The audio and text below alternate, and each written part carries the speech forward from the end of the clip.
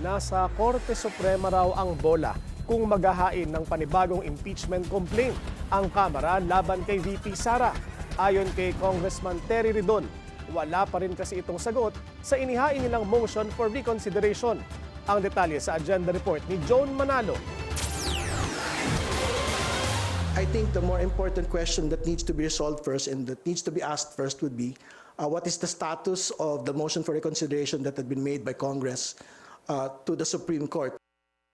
Ito ang pananaw ni House Infrastructure Committee Co-Chair Terry Ridon tungkol sa posibleng pagsasampa ng panibagong impeachment complaints laban kay Vice President Sara Duterte. Magtatapos na kasi ang one-year bar rule sa impeachment ngayong February 5, kaya nakaamba na raw ang iilang mga grupo para muling maghain ng reklamo. Pero bago ang mga ito, nararapat daw munang maresolba ang Motion for Reconsideration o MR ng Kamara na nakabinbin pa rin sa Korte Suprema.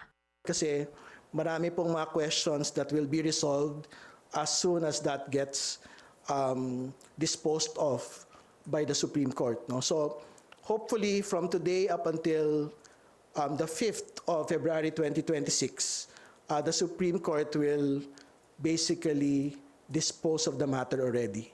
Matatandaang nagsumite ng MR ang Kamara para i-reverse ang desisyon ng SC na ideklarang unconstitutional ang Articles of Impeachment laban kay VP Sara. Pero wala pa rin itong resolusyon sa ngayon. Siyempre, pagka it is favorable to the House, it basically would mean that you don't need another impeachment complaint against the Vice President at this point. It basically means that the Senate will have to proceed to trial if it is favorable to the House.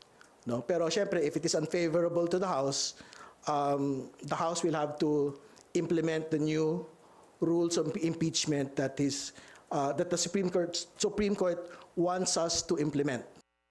Pero dagdag paliwanag ni Ridon, malaya pa rin daw ang kahit na sino na magsampa ng impeachment complaint laban sa bise sa oras na magtapos ang one-year ban na pinagtibay ng SC.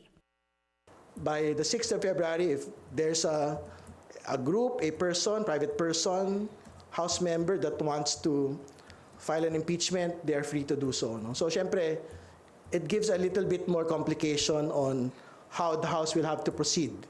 Hindi ba? Pagka hindi pa ho na-resolve yung MR, but, hindi naman natin kontrolado po yung Korte Suprema eh.